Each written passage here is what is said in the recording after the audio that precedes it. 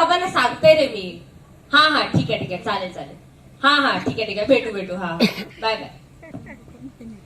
कोणाचा फोन होता? मित्राचा होता. काय म्हणाला? काय नाही जनरल पार्टी करूया असं म्हणाला असेल. एक मिनिट, तू आमचं बोलणं चोरून ऐकत होतास? प्रायव्हसी नावाची पण काहीतरी गोष्ट असते, ठीक आहे? प्रायव्हसी, आई बाबांपासून प्रायव्हसी. अगं ढुंगणं धुतलीत तुमची आम्ही. शी काय? आणि कसली प्रायव्हसी नाही ते फोनला पॅटर्न लॉक, फेस लॉक, कसली एवढी प्रायव्हसी हवी तुला? ब्रो पहिली गोष्ट म्हणजे ब्रो म्हणायचं आणि बाबा म्हणायचं. बाबा म्हण बाबा. बर बाबा बर. पिताश्री, हं. आम्हास खर्चव्यास काही राजमुद्रा हवे होते.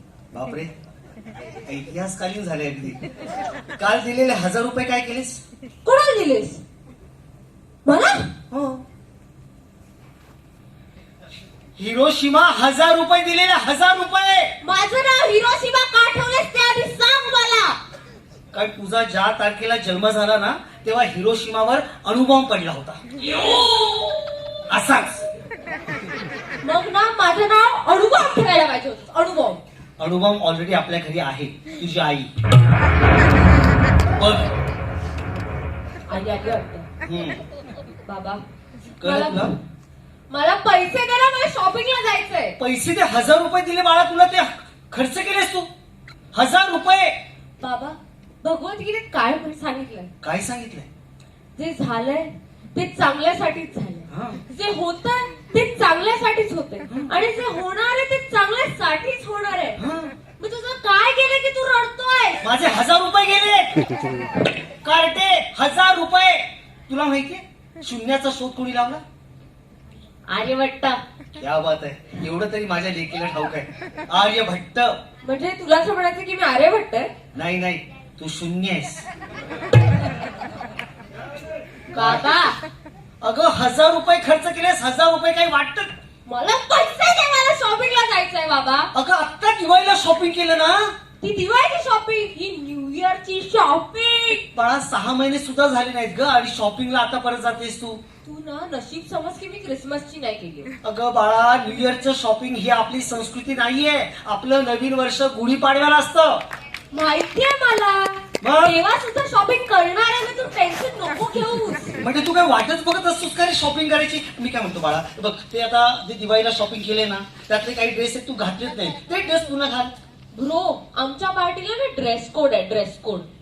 Dress code. येस. ही आजकालची जिंजी पिढी आहे ना, आपलं काय ऐकणार नाहीये, स्वतःच खरं करणार. मला पैसे देतोयस का? कशाला हवेत पैसे मला सांग? शॉपिंग साठी आणि मला जेवणाची ऑर्डर पण करायची आहे. जेवण मागवणार? मग बाहेरून जेवण मागवणार? मग? एक काम कर, आईला मस्तपैकी कोंबडी वडे बनवायला सांग. कोंबडी वडे? हा. न्यू इयरला कोंबडी वडे कोण खातं?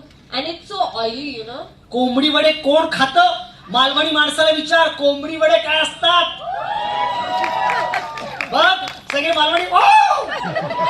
एक मिनिट पण तू ना कोल्हापुरी आहे. राजा आईला तांबडा पांढरा चालतोय की म्हणजे. कोंबडी वडे आणि तुम्ही काय खाणार? आणि ऑइली म्हणतेस त्याला? बाबा हा. आम्ही ना डाएट फूड मागवणार. Diet food. ड्राय फ्रूट काय मागवणार? कॅपुचिनो, हा. अमेरिकानो, हा. Avocado with toast and you know apple pie. बाळा अर्धे शब्द ना तर तोंडातून बाहेरच येत नाहीये. आणि हे खायच्या गोष्टी मला सांगतो, तुला पण सांगतो, आमच्या वेळी ना लोक धडधाकट दिसावे, सुदृढ दिसावे म्हणून खायचे. आणि तुम्ही आजकालची पिढी फिट दिसण्यासाठी डाएट करता. कसलं डोंबल्याचं डाएट? बाबा पैसे दे ना मला लवकर. मला खूप काम आहेत. काय काम आहेत? कशाला माहिती तुला एवढे पैसे? बाबा तू जर असं मला स्पीच देणार असशील हा. तर एक काम कर, हा. माझे मित्र येतील ना तर तू आतल्या रूम मध्ये जा हा. आणि आईला सुद्धा घेऊन जा. हा. हा आम्ही हॉलमध्ये पार्टी करतो काय ते. हे बघ बाळा, जग जरी म्हणतात ना न्यू इयर सेलिब्रेट करत असेल तर ती आपली संस्कृती नाहीये. हे पुन्हा एकदा तुला मी सांगतोय, पैसे मिळणार नाही. बाबा हं. म्हणजे तुझं असं मत आहे की मी पार्टी नाही करायची? नाही करायची. न्यू इयर सेलिब्रेट नाही नाही करायचं? करायचं. बाबा जर मी न्यू इयर सेलिब्रेट नाही केलं तर तुला माहितीये काय होईल? काय होईल?